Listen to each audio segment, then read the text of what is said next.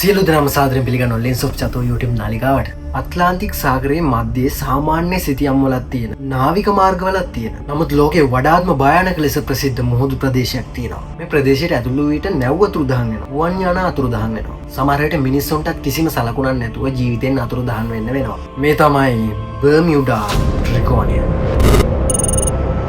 සමහරු කියන්නේ මේක ශාපිත මුහුදක් කියලා. තවත් සමහරු කියන්නේ මේක පිටසක්වල ජීවීන්ගේ ක්‍රියාකලාපී මුහුදක් කියලා. ඒ වගේම වෙනත් පිරිසක් විශ්වාස කරන්නේ මේක වෙනත්ම මානයකට යන දොරටුවක් කියලා. නමුත් ඇත්ත මොකද්ද?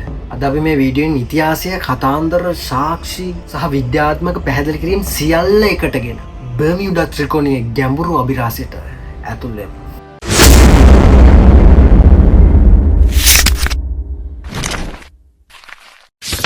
මේ ත්‍රිකෝණය පිහිටලා තියෙන්නේ උතුරු ඇට්ලාන්ටික් සාගරයේ. ෆ්ලොරිඩා, දෙක බර්මියුඩා දූප, තුන පුවර්ටෝ රිකෝ. මේ ස්ථාන තුන සම්බන්ධ කළාම ත්‍රිකෝණාකාරයේ හැඩයක් ලැබෙනවා. මේ ප්‍රදේශය වර්ග කිලෝමීටර් ලක්ෂ ගණනාවක විශාලත්වයක් තියෙනවා. නිල වශයෙන් ලෝකසිතියම් වල ඩේන්ජර් සෝන් ලෙස නම් කරලා නැතත් නාවිකයන් සහ ගුවන් නියමුන් අතර මේ නාමය ඉතාම ප්‍රසිද්ධයි. මේ බර්මියුඩා ත්‍රිකෝණය සම්බන්ධයෙන් පළමු අභිරහස වාර්තා වෙන්නේ 1492 වසරේ. ක්‍රිස්ටෝෆර් කොලම්බස් ඇමරිකාව හරහා ගමන් කරන අතරතුර තම දිනපොතේ ලියලා තියෙනවා අහසේ අමුතු ආලෝකයක් දකින්න ලැබුණා කොම්පස් නිවැරදි දිශාව නොපෙන්වයි කියලා. මේ සටහන බර්මියුඩා ත්‍රිකෝණය ගැන ලියවුණ පළමු අභිරහස් වාර්තාව ලෙස සලකනවා. ඒ කාලේ ඉඳන්ම මේ මුහුදු ප්‍රදේශය අමුතු අద్භූත සිදුවීම් සහ විවිධ සිදුවීම් වලට ලක්වන ස්ථානයක් ලෙස හඳුනාගෙන තියෙනවා. USS සයික්ලෝප්ස් අභිරහස 1918 වසරේ සයික්ලෝප්ස් කියන විශාල ඇමරිකානු නෞකාවක් මිනිසුන් 309 දෙනෙකු සමග අතුරුදහන් වෙලා තියෙනවා. නෞකාවේ තිබිලා තියෙන්නේ යකඩ ටොන් 10000කට අධික ප්‍රමාණයක්. කිසිම ඩිස්ට්‍රෙස් සිග්නල් එකක් නැහැ. තව අනතුරු ඇඟවීමක් නැහැ. නෞකාවේ කිසිම කොටසක් හමු වෙලත් නැහැ. මේක අද වෙන තුරුන් ලෝක ඉතිහාසයේ විශාලතම නාවික අතුරුදහන් වීම ලෙස සලකනවා. මේ බර්මියුඩා ත්‍රිකෝණය තව අභිරහසක් ගත්තොත් ෆ්ලයිට් 90 කියන අභිරහස. එදා ඇමරිකානු ගුවන් යාන පහක් පුහුණුවක් සඳහා හසට නැග්ගා. මේකේ නියමුවන් රේඩියෝවෙන් කියනවා අපිට දිශාව හඳුනා ගන්න බැහැ. සියල්ල අමුතුයි මුහුද වෙනස් පාටක් කියලා. මිනිත්තු කිහිපයකට පසු සියලුම ගුවන් යාන අතුරුදහන්. ඒව සොයන්න ගිය ගුවන් යානයක් පවා නැවත නොපැමිණීම මෙම අභිරහස තවත් ගැඹුරු කරලා තියෙනවා. මේකේ විශේෂම සිදුවීමක් තමයි කොම්පස් සක්‍රිය වීම. බොහෝ නාවිකයන් කියන්නේ මේ ප්‍රදේශයේදී කොම්පස් එක උතුර පෙන්වන්නේ නැහැ කියලා. ලාවකට කම්පාස් එක වටේට කැරකෙනවලු. එහෙම නැත්නම් සමහර වෙලාවට නතර වෙනවා කියලාත් කියනවා. විද්‍යාඥයන් කියන්නේ මේක මැග්නටික් ඇනෝමලි එකක් වෙන්න පුළුවන් කියලා. සමහරු විශ්වාස කරන්නේ බර්මියුඩා ත්‍රිකෝණය පිටසක්වල ජීවීන් පරීක්ෂණ කරන ස්ථානයක් කියලා.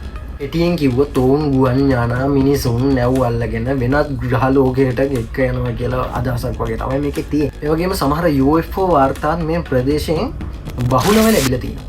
තවත් ප්‍රසිද්ධම සිද්ධියක් වන්නේ මේක වෙනත් මානයකට යන දොරටුවක් කියලා. ඒක නිසාම ඇතුල් වෙන වස්තු අතුරුදහන් වෙනවා. සමහර ගුවන් නියමුවන් කියනවා මිනිත්තු 5ක් ගත වුණා කියලා හිතුවා. අසල්වැසි ගුවන් තටාකේ පැය 2ක් ගත වෙලා තිබුණා කියලා. මේ බර්මියුඩා ත්‍රිකෝණය සම්බන්ධයෙන් විද්‍යාඥයින් ගොඩක් දෙනා විශ්වාස කරන්නේ මේ ප්‍රදේශයේ මුහුදු පතුලේ මීතේන් ගෑස් විශාල ප්‍රමාණයක් රැස් වෙලා තියෙනවා කියලා. ඉතින් මේ මීතේන් ගෑස් එක ඉහළට එන විට ජලයේ ඝනත්වය අඩු වෙලා නැව් පාවෙන්නේ නැතුව එකවරම ගිලී යනවා කියලා. තව කාරණයක් තමයි මේ මුහුදේ නැගෙන ඊටාම විශාල රැලි. නැවක් මිනිත්තු කිහිපයකින් විනාශ කරලා දාන්න පුළුවන් රැලි මෙම ප්‍රදේශයේ තියෙනවා කියලා බහුලව සඳහන් වෙලා තියෙනවා. නමුත් ඇත්ත මොකද්ද? මේක පිටසක්වල ජීවීන්ගේ පරීක්ෂණ කරන ස්ථානයක්ද? එහෙම නැත්නම් ස්වභාවික හේතුද? නැතිනම් ශාපිත ස්ථානයක්? අද දක්වාත් මේ පිළිබඳව නිශ්චිත පිළිතුරක් කිසිවෙකුට නැහැ. හැබැයි එක කාරණයක් බර්මියුඩා ත්‍රිකෝණය අපිට මතක් කරන්නේ ලෝකය ගැන තවමත් අපි සියල්ලම දන්නේ නැහැ කියලා. මිනිසාගේ දැනුම තවමත් සීමිතයි කියලා. වසර 1800-900 කාලය තුල බර්මියුඩා ත්‍රිකෝණය තුල අතුරුදහන් වුණු නෞකා පිළිබඳව 100 ගණනක් වාර්තා තිබෙනවා. ඒ අතරින් ප්‍රසිද්ධම නෞකාවක් වන්නේ ඉලන් ඔස්ටින් කියන නෞකාව. මේ නෞකාව මුහුදේ ගමන් කරද්දී අතරමං වුණ නෞකාවක්. ඒ කියන්නේ තවත් නෞකාවක් මේ නෞකාවට හමු වෙලා තියෙනවා. පසුව මේ එලියන් ඔස්ටින් කියන නෞකාවේ කපිතාන්වරයා තමන්ගේ කණ්ඩායමක් ඒ නෞකාවට යවලා නෞකා දෙකම එකට ගමන් කරවලා තියෙනවා. මේ ගමන් කරන අතරතුර කුණාටුවක් ඇවිත් මේ නෞකා දෙකම වෙන් වෙලා තියෙනවා. කුණාටුව නතර වුණාට පස්සේ අනිත් නෞකාව හමු වුණත් එහි කිසිම මිනිසෙක් ඉඳලා නැහැ. තව මේ නෞකාව සම්පූර්ණයෙන්ම හොඳ තත්ත්වයේ. විශේෂම කාරණය වෙන්නේ ජලය සහ ආහාර පාන සියල්ලක් තිබෙනවා. නමුත් මිනිස්සු නැහැ. ඔය සිද්ධියෙන් පස්සේ බර්මියුඩා ත්‍රිකෝණයේ ගෝස්ට් ෂිප්ස් කියන අභිරහස් නෞකා වාර්තා බොහෝ තියෙන. ඒ කියන්නේ නෞකා මුහුදේ පාවෙනවා, එන්ජින් ක්‍රියාත්මක, ආහාර මේසවල තියෙන සහ නමුත් නෞකාවල කිසිම මිනිසෙක් නැහැ. මෙවැනි සිද්ධීන් සාමාන්‍යයෙන් විද්‍යාත්මකව පැහැදිලි කරන්න බොහොම දුෂ්කරයි. සමහර පර්යේෂකයන් කියන්නේ බර්මියුඩා ත්‍රිකෝණයේ මුහුදු පතලේ විශාල පිරමීඩ ව්‍යුහ දක්නට ලැබුණ බව. මෙම පිරමීඩ ඊටම මෘදු විනිවිද පෙනෙන ද්‍රව්‍යකින් සෑදුවා වගේ පෙනෙන බව.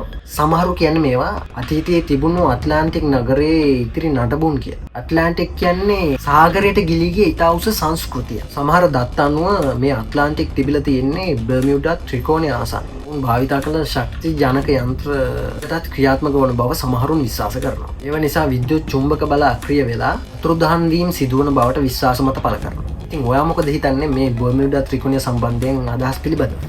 ඉතින් තවත් අභිරහස් අද්භූත අලුත් වීඩියෝ එකකින් හමුවන බලාපොරොත්තු වෙමින් මම අද ගිහින් එන්නම්. ඔයාට ජය වේවා.